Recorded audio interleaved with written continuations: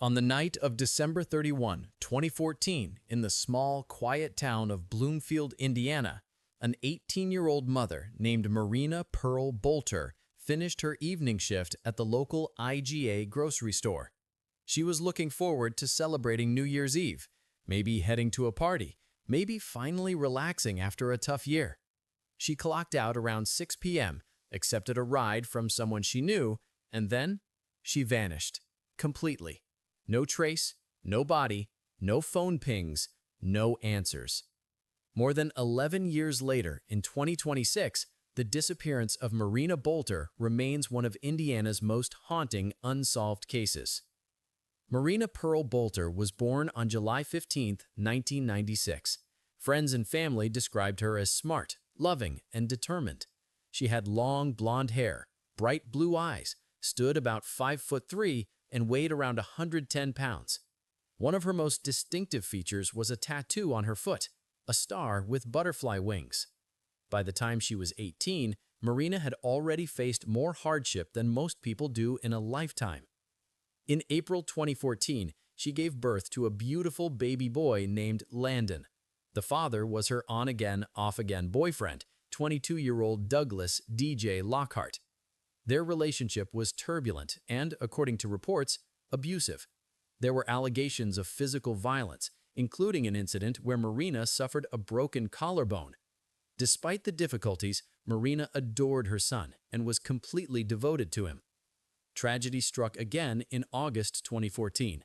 A family argument escalated, leading to an accident that injured the baby. Authorities got involved, and Marina temporarily lost custody. Landon was placed in foster care. This devastated her. She immediately started working hard to get him back. She rented her own apartment in Bloomfield and took a job in the deli section of the IGA grocery store on US 231. By late December, people close to her said she was just weeks away from regaining custody. She was turning her life around. Marina also had a secret. She was involved in an affair with a married man known in reports only as Toby. He helped her find and pay for the apartment. Whether this relationship played any role in what happened next remains unclear, but it added another complicated layer to her life.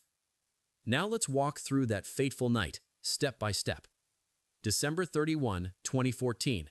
It's cold, dark, and the town is getting ready for New Year's celebrations. Marina finishes her shift at the IGA around 6 p.m. Coworkers remember her being in good spirits. She mentioned plans to go to a party later that night, possibly at Toby's place, though details are vague. Instead of walking home or calling someone she trusted, Marina accepted a ride from a middle-aged man who was a regular at the store. Witnesses, including DJ Lockhart, confirmed seeing her get into his vehicle. The driver drove a Mercury Milan, described as silver by some, beige or gold by others. According to the driver's statement to police, he picked Marina up near the grocery store and headed toward her apartment. But along the way, Marina asked him to drop her off somewhere else, near a pizza place that was already closed for the night. She reportedly didn't want him to know her exact home address. The driver said he let her out there between 6:30 and 7 p.m., and that was the last anyone saw or heard from her. Marina never made it the short distance to her apartment. When investigators later searched her home, everything was exactly as she'd left it. Holiday decorations still up, clothes in the closet, personal belongings untouched. The only things missing were her cell phone, house keys, and purse. The next day, January 1st, 2015, Marina didn't show up for work. More alarmingly, she missed a scheduled visitation with her son Landon, something she would never do voluntarily. Her coworkers and family knew immediately that something was terribly wrong. She was reported missing that same day. Police launched an investigation and classified her as an endangered missing person. Searches were conducted in the area around the pizza place and her apartment, but nothing turned up.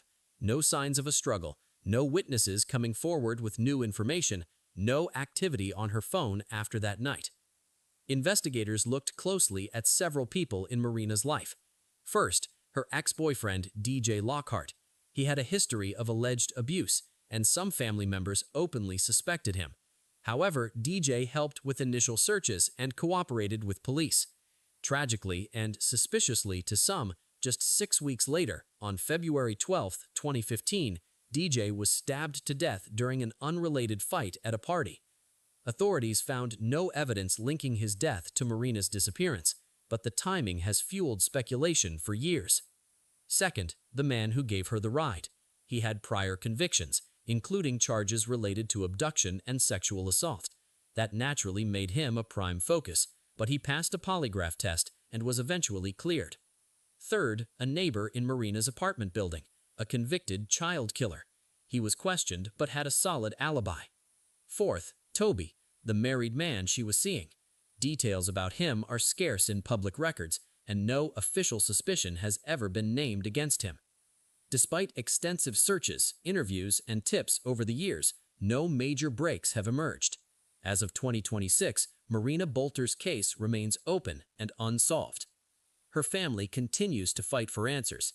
Her sister-in-law, Ashley, maintains the Facebook page Find Marina Boelter, where loved ones still post updates and pleas for information. In a small town like Bloomfield, many believe someone out there knows something, a detail, a rumor, a secret that could finally bring closure. Thank you for watching. If this case touched you, leave a comment with your thoughts on what might have happened.